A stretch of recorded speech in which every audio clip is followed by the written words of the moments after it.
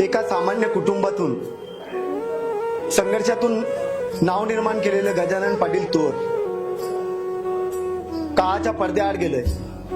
काही राजकीय नेत्यांनी त्यांना कायमचं संपवले, पण गजूभाऊंचं नाव आम्हासारख्या सामान्य कुटुंबातील पोरांच्या मनामध्ये कायमचं घर करून गेलं।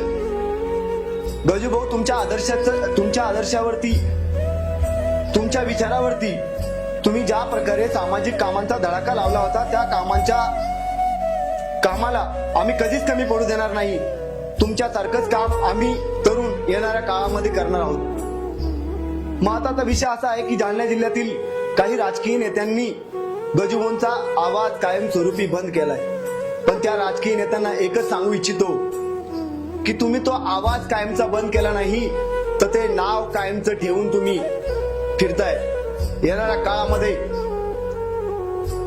तुम्हाला गजानन तोर काय आहे ते कळून येईल। गजानन तोरचा आवाज ज्या प्रकारे तुम्ही बंद केलाय, तो आवाज तुम्हाला कायमचं राजकारणातून संन्यास घ्यायला लावल। तुम्हाला मतपेटीतून गजानन तोर यांचा आवाज दिसून येईल।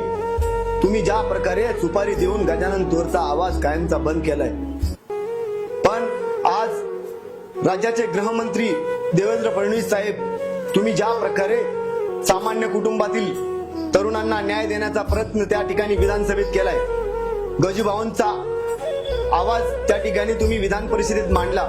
खरंच साहेब तुम्ही मन जिंकलं। साहेब गजानन तोर हे नुसतं नाव नसून एक सामान्य कुटुंबातला आवाज होता, आणि तो आवाज काही राजकीय नेत्यांनी बंद केलाय। पण त्या राजकीय नेत्यांना एकच सांगू इच्छितो की तुम्हाला मतपेटीतून आम्ही दाखवून देऊ गजानन तोर काय होता।